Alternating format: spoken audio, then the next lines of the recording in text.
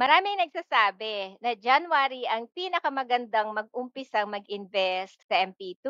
At dahil dito, may mga nalilito at nagtatanong sa akin kung kailangan daw ba nila maghintay ng January bago mag-umpisang mag-invest sa MP2. Yung first MP2 account na ginawa ko, nag-start ako noong May 2019. And then, annual payout ang pinili ko sa dividend payment kasi gusto kong makuha yung dividend ko yearly. And now, I will share the disadvantage 'pag nag-umpisa ka mag-invest sa MP2 ng January.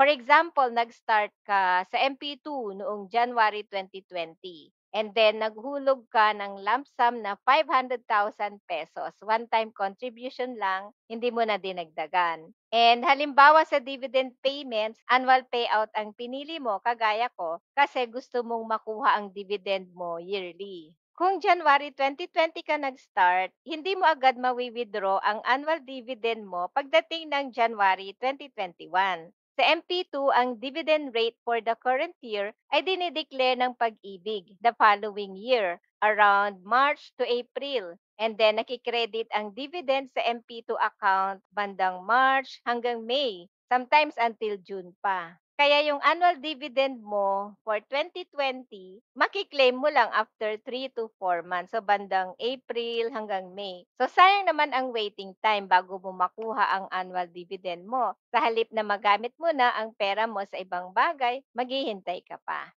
Pero kung 5-year end term ang pinili mo, then okay lang yun kasi hindi mo naman makukuha ang annual dividend mo. After 5 years, magmamature na ang MP2 mo dito sa example sa January 2025.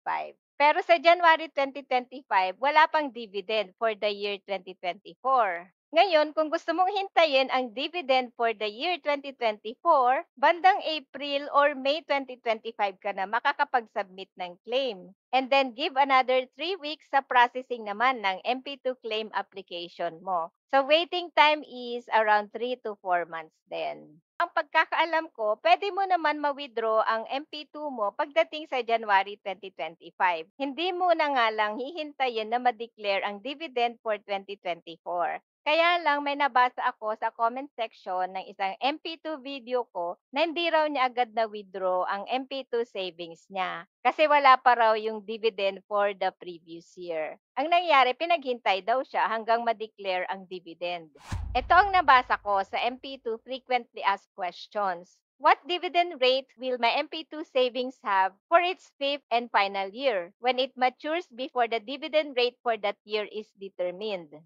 Ito ang sabi ng Pag-ibig. The dividend rate for your MP2 savings on its fifth and final year shall be the dividend rate declared from the previous year or the latest available declared dividend rate. So, mali yung ginawa dun sa isang member kasi pinaghintay pa siya. Kung susundin yung nasa frequently asked questions, pag gusto mong i-withdraw ang MP2 mo ng January 2025, ang dividend rate na gagamitin for 2024 ay dividend rate ng 2023, which is 7.05%. Pag 5-year end term ang pinili mo, total dividends ng 500,000 one-time deposit after 5 years ay 189,845 pesos.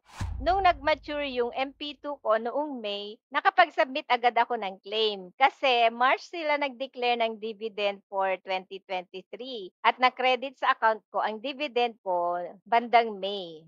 Ang waiting time ko lang ay yung 3 weeks na processing time ng claim application ko. And then na-credit sa Loyalty Card Plus account ko ang MP2 savings ko noong May 28. Yung dividend rate na ginamit for January to April 2024 ay 2023 na dividend rate which is 7.05%.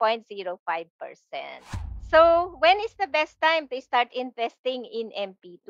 The best time to start is as early as you can. Walang perfect month of the year kung kailan magandang mag-umpisang mag-invest sa MP2.